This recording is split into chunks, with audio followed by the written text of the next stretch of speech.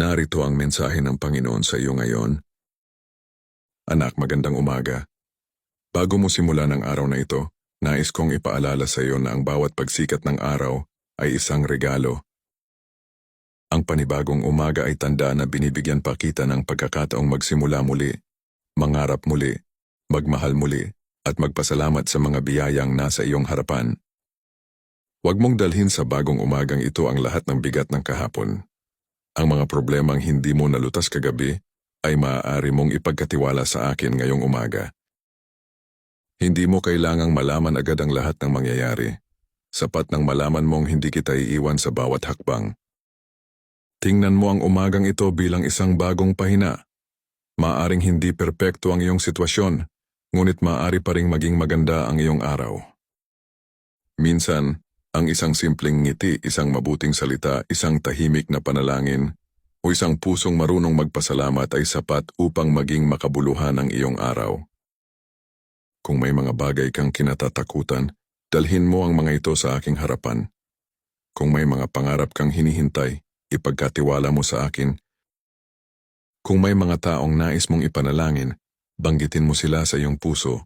At kung may mga pagkakamali kang pinagsisisihan, tandaan mong ang bawat bagong umaga ay pagkakataon upang gumawa ng mas mabuti. Huwag mong sayangin ang araw na ito sa labis na pag-aalala tungkol sa bukas. Gawin mo ang kabutihang kaya mong gawin ngayon.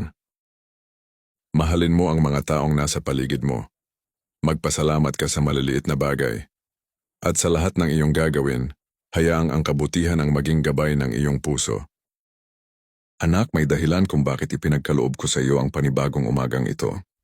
Hindi mo man alam kung ano ang naghihintay sa buong araw, maaari kang humakbang ng may pag-asa. May mga biyayang hindi mo pa nakikita, mga pagkakataong hindi mo pa nalalaman at mga sandaling maaari mong maging pagpapala sa iba. Kaya ngumiti ka, huminga ng malalim. Magpasalamat ka, ang kahapon ay tapos na. Ang bukas ay hindi pa dumarating. Ngunit ang araw na ito ay nasa harapan mo, isang bagong pagkakataong ipinagkaloob ko sa iyo. Anak, salubungin mo ang umagang ito ng may pusong mapagpasalamat. Huwag mong hayaang ang takot ang unang magsalita sa iyong puso. Hayaan mong pananampalataya ang manguna. At kapag nakita mo ang liwanag ng umaga, alalahanin mo ito. May bagong biyaya. May bagong pag-asa. May bagong pagkakataon. At may Diyos na patuloy na nagmamahal at gumagabay sa iyo. Magandang umaga, anak, lumakad ka ngayong araw ng may kapayapaan sa puso at pag-asa sa iyong mga mata. Kasama mo ako.